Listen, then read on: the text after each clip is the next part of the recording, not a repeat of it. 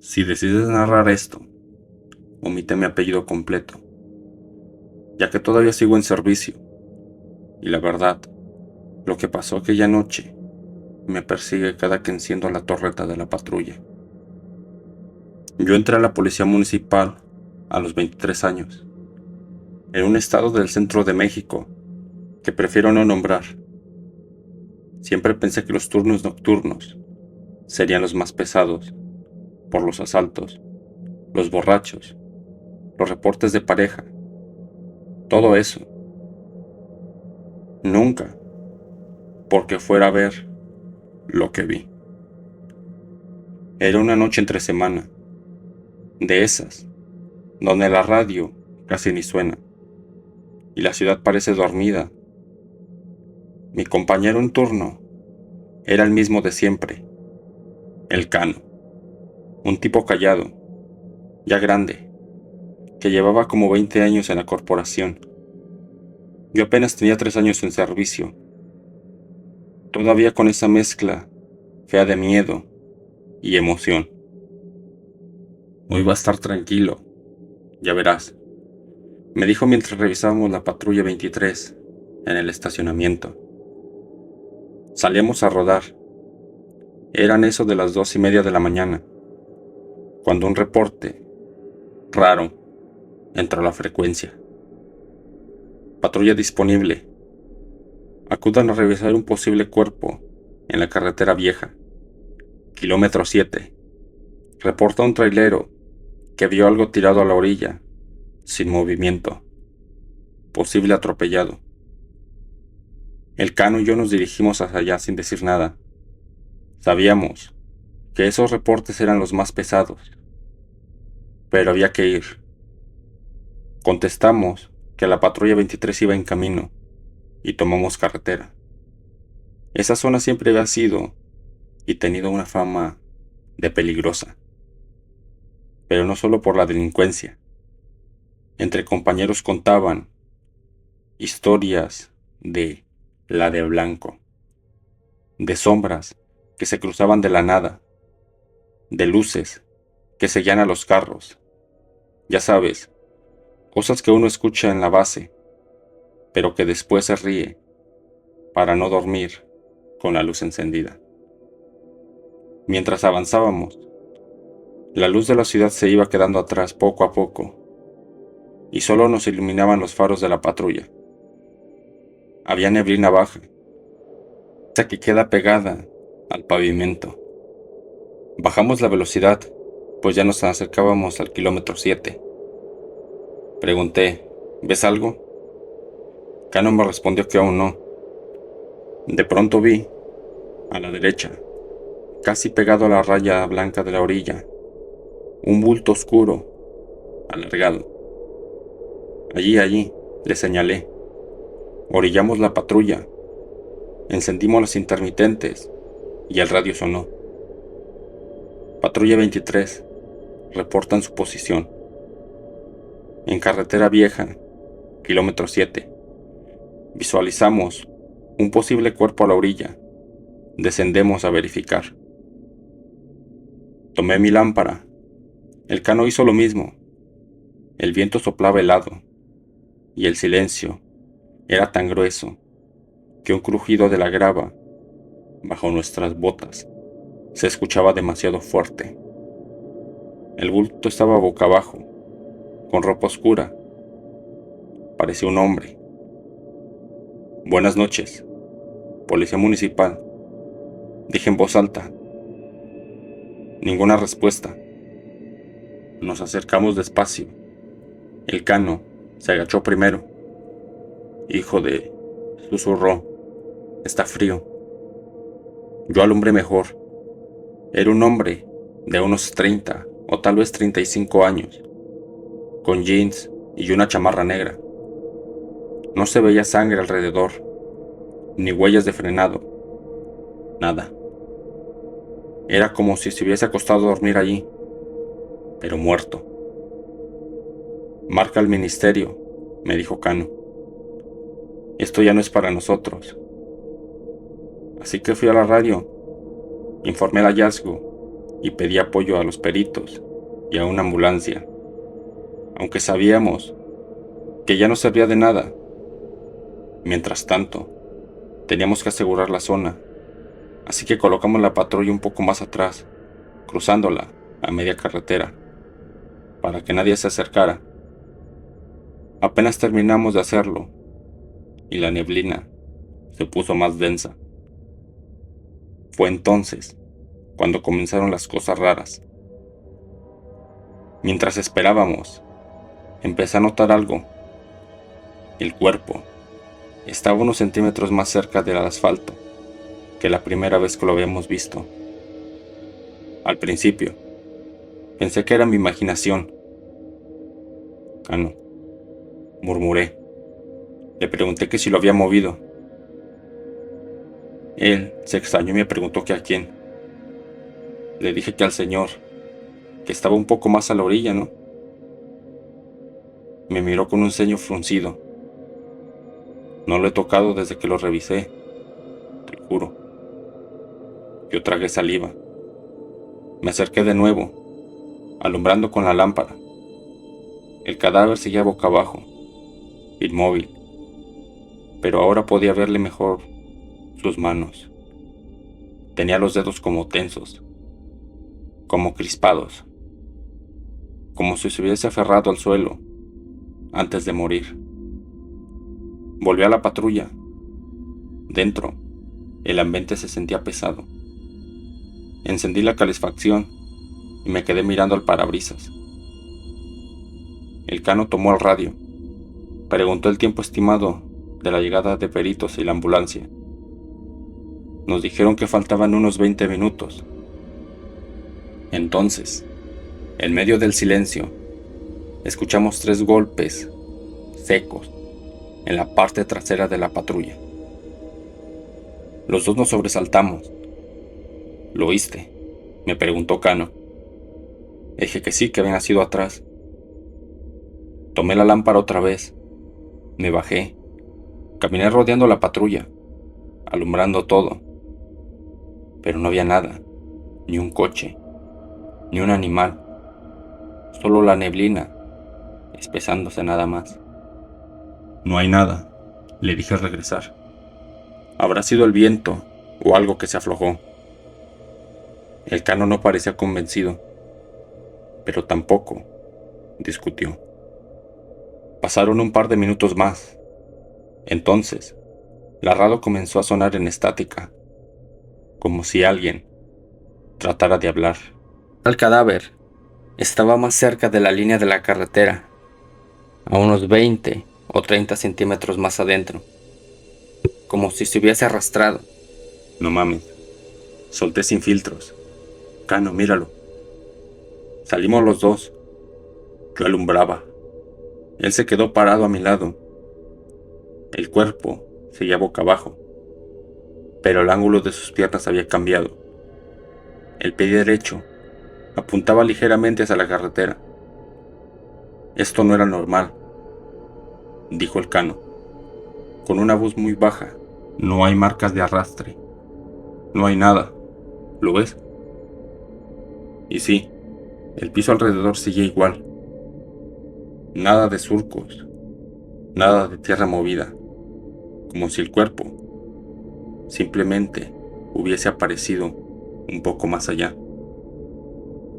Hay que regresarnos a la patrulla, dijo de pronto, y mantengámonos a la distancia hasta que lleguen los demás, y no lo pierdas de vista. Nos subimos nuevamente. Yo me quedé con la mirada fija en el cadáver. La neblina parecía arremolinarse alrededor de él. Saqué mi celular, casi sin pensarlo, con la idea de tomarle una foto para el reporte. Pero cuando abrí la cámara y enfoqué, la pantalla mostró algo distinto. El cuerpo ya no estaba solo. Por un segundo, solo un segundo, vi una figura parada detrás de él. Alta, delgada, como un hombre, pero con la cabeza inclinada hacia un lado. Demasiado, de manera sobrenatural. Sus ojos eran dos manchas oscuras. Sentí un vacío en el estómago. Parpadeé y la figura había desaparecido, pero el cuerpo sigue ahí, solo. Cano, murmuré. Creo que acabo de ver algo. No terminé la frase, y en ese momento, el cadáver se movió. No hubo una convulsión leve. Se empujó. Su mano derecha se cayó a la tierra. Los dedos se curvaron con la fuerza, y su torso se levantó apenas unos centímetros, como si estuviera intentando incorporarse. El rostro siguió oculto, pegado al pavimento. Yo grité, lo admito. Cano también soltó un grito. Virgen Santísima. Salimos de la patrulla, con las armas desenfundadas, más por reflejo que por intención de usarlas. Señor, gritó Cano, si me escucha, no se mueva. Espere a los paramédicos. El cuerpo volvió a quedar inmóvil, pero ahora estaba más hacia el centro del asfalto. Yo pude ver, en la espalda de la chamarra negra, había marcas de tierra, como si hubiese avanzado un par de veces hacia adelante. La radio volvió a sonar, con esa estática horrible. Ya voy. No me dejen. Esta vez la voz sonó más clara. Era masculina, como ahogada. Ya basta, gritó el Cano, casi furioso, levantando el micrófono, y preguntó que quién estaba hablando en esa frecuencia. Hubo silencio, solo el ruido del viento. Tropecé hacia atrás, sin dejar de apuntar. Me temblaban las manos. No sabía si estaba viendo un muerto o un vivo, agonizante, en condiciones imposibles. Pero de pronto, y sin ningún sonido previo, el cuerpo se detuvo completamente. Una luz se acercó. La unidad de policía estatal, seguida de una ambulancia. Las sirenas quebraron la tensión del momento. Cuando llegaron los paramédicos y se acercaron, nosotros nos mantuvimos unos pasos atrás, sin decir nada de lo que habíamos visto. Solo uno de ellos, al agacharse, saltó. Este ya tiene varias horas de muerto. Vean la rigidez. Le revisaron el cuello, la temperatura, todo. Confirmaron lo que el Cano y yo habíamos visto y sospechado, pero que no tenía sentido con lo que acabábamos de ver. Llevaba muerto más de 5 horas. Peritos tomaron fotos, midieron, levantaron el cuerpo. No dijeron nada raro, solo comentaron que no había atropello evidente, que parecía más bien un infarto o algo similar. Se lo llevaron en una camilla, cubierto por una manta blanca. Nosotros quedamos a firmar documentos, entregar el reporte y todo ese trámite. Nadie más pareció notar nada extraño. Nadie habló de los movimientos, ni de las voces. Solo el Cano y yo. Esa noche, al regresar a la base, el Cano me miró muy serio y me dijo, lo que vimos, no lo pongas en el informe. Van a pensar que estamos locos. Asentí.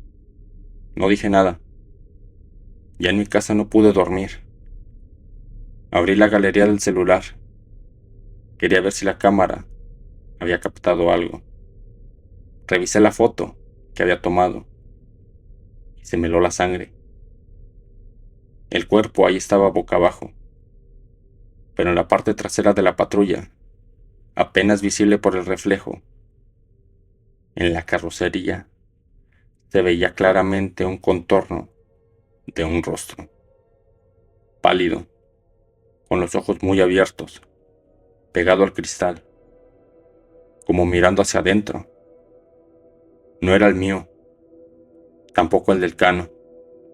Era otro, con la boca abierta, con un gesto que no sabría decir si era miedo o de súplica. Borré la foto al instante, y desde entonces, cada que andamos en la carretera vieja, al pasar por el kilómetro 7, la radio mete interferencia. A veces alcanzamos a escuchar un susurro: no me dejen aquí.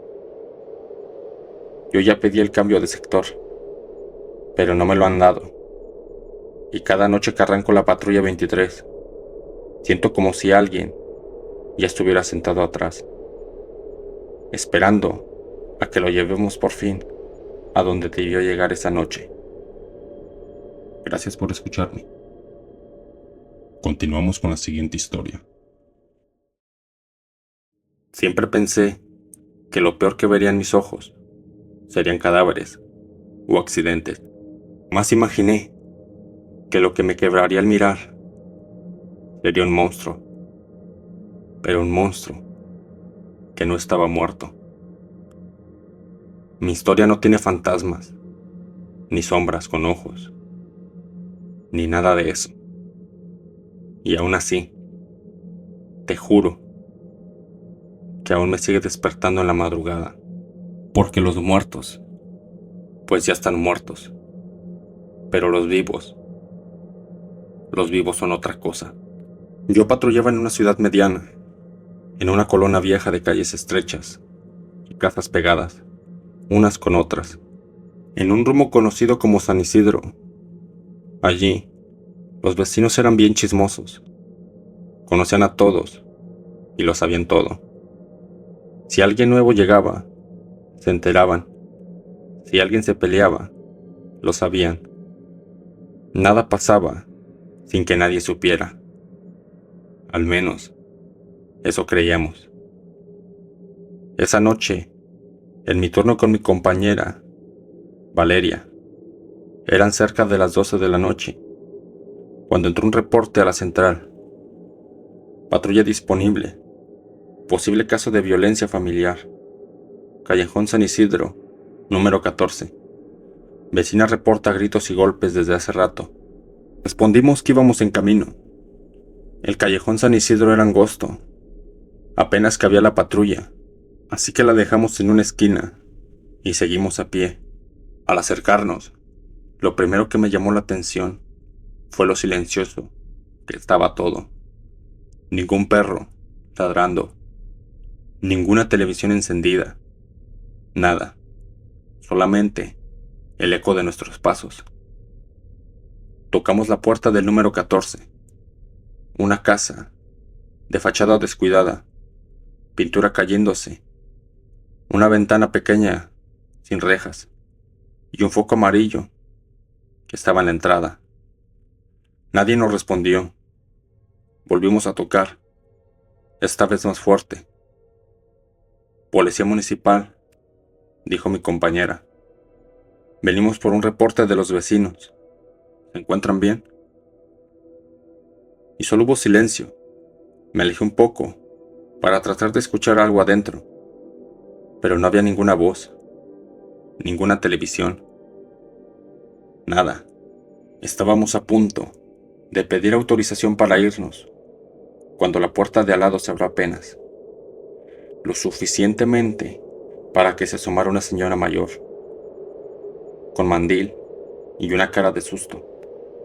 Oficiales. Yo fui la que llamó, nos susurró. Llevan varias noches así, gritos, golpes, arrastran cosas, pero hoy se escuchó como si alguien hubiera caído muy fuerte, y ya después no se escuchó nada. Mi compañera y yo nos miramos. ¿Procedimiento?, pregunté. ¿Saben cuántas personas viven ahí? Nomás él, señor. Un señor delgado, que siempre va con gorra negra. Se mudó hace como 4 meses. Casi no habla con nadie, pero desde hace semanas se escucha que no está solo. Se oyen voces, llantos, llantos como de una niña. Un escalofrío bajó por mi espalda, pero lo ignoré.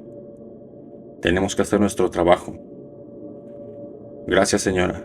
Regrese a su casa y no salga, por favor. Llamamos a la central, reportamos la situación y solicitamos autorización para forzar la entrada, si era necesario. Nos la dieron. Antes de llegar a eso, probamos con un picaporte. Para nuestra sorpresa, la puerta no estaba cerrada con llave, solamente estaba emparejada. Voy entrando, dijo Valeria sujetando su arma. Voy detrás de ti, le respondí encendiendo la lámpara. La casa olía mal, no exactamente a muerte, pero sí a humedad, encierro y basura. La sala era pequeña, con un sofá viejo, una mesa con platos sucios y una TV apagada. Todo estaba revuelto, como si alguien hubiera vivido ahí, pero sin ganas de recoger nada. ¡Policía!, grité. Si hay alguien, salga con las manos donde las podemos ver. El silencio era tan extraño que mi propia voz sonó desubicada. Avanzamos hacia un pasillo que era muy angosto. Del lado derecho había una puerta entreabierta. Revelaba un baño pequeño. Del lado izquierdo, una cocina con luz del foco que estaba parpadeando. Y al fondo, otra puerta cerrada. Desde ahí comenzó una sensación rara, como si la casa respirara, como si cada pared estuviera guardando un secreto. Valeria se acercó a la puerta del fondo y puso la oreja. Dijo que se escuchaba un susurro. Yo también lo hice, y al principio no oí nada. Luego me pareció distinguir algo muy tenue, tal vez una respiración o un gemido ahogado. Me sudaban las manos. Dijimos que a la cuenta de 3 íbamos a entrar. Empujamos la puerta de golpe. La habitación estaba casi a oscuras, con una única ventana tapiada por una sábana oscura. Encendí la lámpara y el rayo de luz cortó la penumbra, pero lo que vimos nos detuvo en seco. En medio del cuarto había una silla de madera. En ella, sentado un hombre delgado, con una gorra negra, manos atadas a la espalda con una cuerda. Tenía la cabeza caída hacia adelante. Su pecho subía y bajaba lentamente. Estaba vivo, pero parecía que estaba ausente, como oído. Señor, policía municipal, ¿se encuentra bien? Me acerqué un poco más, pues no me respondió. En ese momento, Valeria me tocó el brazo con fuerza y señaló la pared. Había marcas, muchas marcas, rasgadas, rayas, frases escritas con algo oscuro, que preferí no identificar en el momento. Algunas decían: no haga ruido, no la veas a los ojos, no grites, ellas escuchan desde la calle. Sentí un nudo en la garganta. La silla tenía marcas también, como si alguien hubiera forcejeado ahí muchas veces. El hombre seguía inmóvil. Le dije que iba a revisarlo y me acerqué despacio. Dije que me cubriera. Le puse la mano en el hombro. Estaba frío, pero no tanto como un muerto. Al tocarlo, levantó la cabeza de golpe. Sus ojos estaban abiertos, pero como vidriosos, clavados en un punto detrás de mí. Le dije que estuviera tranquilo, que éramos la policía. Le pregunté que si estaba herido y que si había alguien más en la casa. Sus labios se movieron apenas. Tuve que inclinarme para poder escuchar. Ya se fueron, murmuró con una voz ronca, usada en exceso. Hoy están tranquilas. Me recorrió un escalofrío, pero traté de intentar mantener mi profesionalismo. ¿Quiénes fueron, señor? ¿Quiénes son ellas? Él parpadeó lentamente. Las que lloran, las que gritan, las que me piden que no pare. Valeria y yo cruzamos miradas.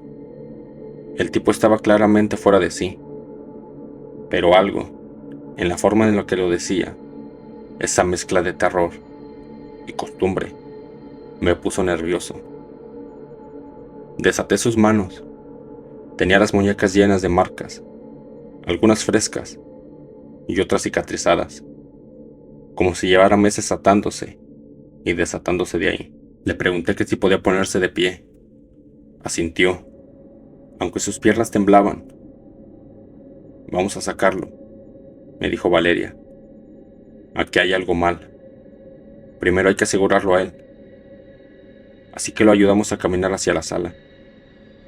Todo iba relativamente normal, hasta que en el pasillo, el tipo se detuvo en seco y se agarró del marco de la cocina, con tal fuerza que sus nudillos se pusieron blancos.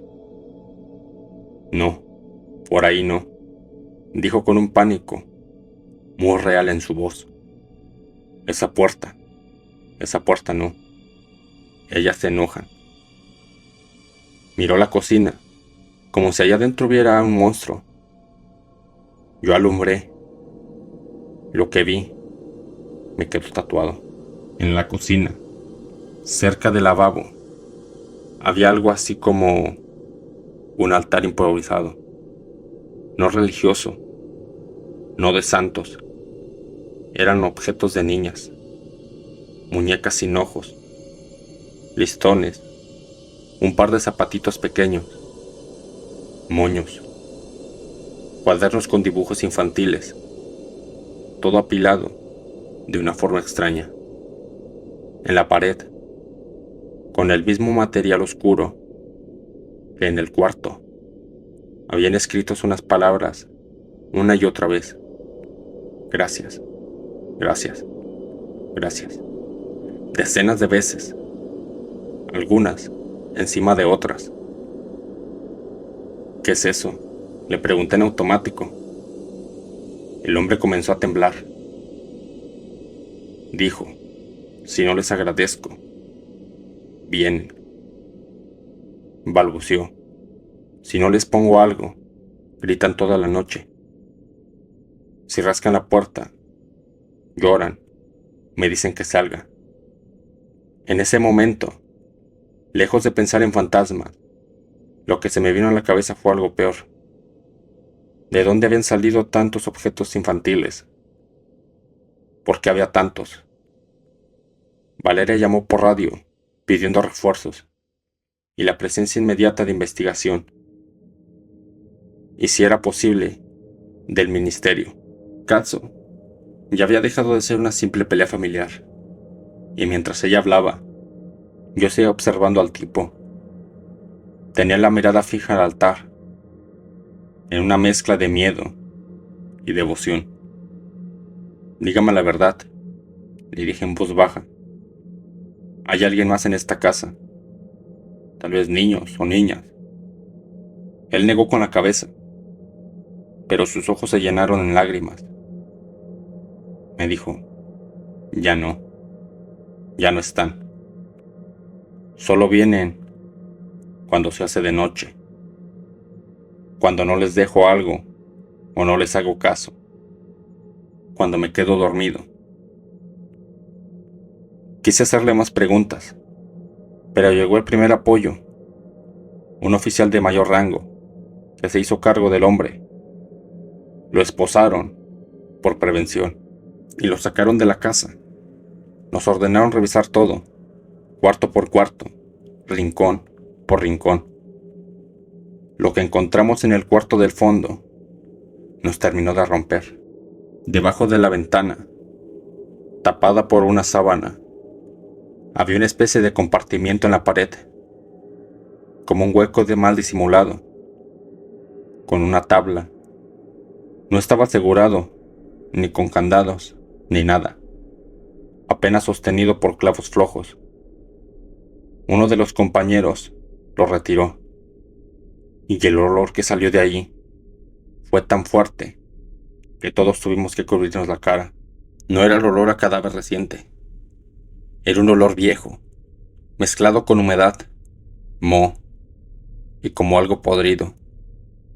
Dentro del hueco no había cuerpos, gracias a Dios, pero sí restos, ropita infantil en mal estado, mochilitas, más muñecas destrozadas, y algo que ninguno de nosotros va a olvidar: pedazos de uñas, mechones de cabello, afeitados con los listones pequeños, como si alguien los hubiera guardado como recuerdos. En ese momento, el caso cambió de manos. Llegó la policía ministerial, llegó la prensa, llegaron más patrullas, comenzaron a revisar reportes de niñas desaparecidas. Los vecinos al principio decían no saber nada, pero luego con la presión comenzaron a soltar las cosas. Que varias veces habían visto al sujeto llegar con niñas que según iban a limpiar la casa o a vender dulces. Que escuchaban llantos muy ahogados, pero pensaban que era la tele, que preferían no meterse, porque ¿para qué más problemas? Yo me quedé con la imagen del tipo sentado en esa silla, hablando de ellas, de sus gritos, de sus pedidos, la idea que poco a poco fue cuajando conforme pasaron los días. Fue la peor. Ese hombre no estaba poseído por fantasmas, estaba poseído por lo que había hecho. En las entrevistas posteriores supimos más. Lo poco que se filtró de la corporación era suficiente para no dormir. Él aseguraba que las niñas regresaban cada noche a reclamarle, que se sentaban en la silla frente a él, que lo miraban sin parpadear, que si intentaba dormir le jalaban los pies, que lo obligaban a repetirse a sí mismo que estaba agradecido para que no lo mataran. De ahí las palabras en la pared, los gracias, por todos lados. Nunca se encontró un cuerpo completo dentro de esa casa, pero los restos coincidían con el ADN de al menos 2 menores reportadas como desaparecidas en los últimos años. Lo demás, solo Dios lo sabe. Solo sabe él dónde quedó. A mí lo que me destrozó fue una cosa que pasó una semana después. Me tocó llevarlo, junto a otro oficial, al traslado al reclusorio. Ya estaba formalmente detenido, en proceso. Íbamos en la parte delantera de la unidad, y él atrás, esposado, mirando por la ventana enrejecida. Ya no quería hablar. No sabía si decirle a alguien, pero él rompió el silencio. ¿Sabe qué es lo peor, oficial?, dijo con una voz tranquila, demasiado tranquila. ¿Qué?, pregunté sin saber. Que ya no sé si son reales. A veces creo que no existen, que todo estaba en mi cabeza. Pero los ruidos no paran. Estén donde estén, siempre oigo llorar. Y a veces estoy seguro de que se ríen de mí. Me quedé helado. El otro oficial fingió no escuchar. Yo solo pude responder: lo que escuches ya es cosa tuya, pero lo que hiciste fue real, y eso nadie lo va a borrar. Él sonrió con una sonrisa rota. Eso es lo que las mantiene aquí, murmuró. Lo real es que no se va. Y ahí entendí algo que cambió por completo la forma de ver mi trabajo. Hasta ese día, yo pensaba que el verdadero miedo estaba en los callejones oscuros, en los panteones, en las casas abandonadas. Pero no, el verdadero miedo estaba sentado atrás, respirando el mismo aire que nosotros, mirando por la ventana como si nada. Porque a un fantasma no lo esposas, a un fantasma no lo juzgan, pero a un monstruo vivo sí. Y aún así, muchas veces sigue ahí, dentro del sistema, respirando, recordando y sonriendo. Esa noche, cuando llegué a mi casa, mi esposa me vio a la cara y supo que algo había cambiado en mí. Yo no quise contarle nada de esto, solo le dije, los vivos dan más miedo que los muertos. Desde entonces, cuando escucho historias de fantasmas, de apariciones, claro que me dan miedo, pero nunca tanto como pensar que en alguna casa, de cualquier callejón, ahora mismo puede haber alguien escribiendo gracias en la pared y acumulando recuerdos de lo que hizo, esperando que nadie se meta, a que nadie escuche los gritos. Y nosotros, los policías, somos los que llegamos cuando ya pasó todo, cuando ya es tarde, cuando los monstruos están tan acostumbrados a lo que hicieron que hasta se atreven a decir que no saben si es real cuando lo ven. Eso, hermano, es el verdadero terror.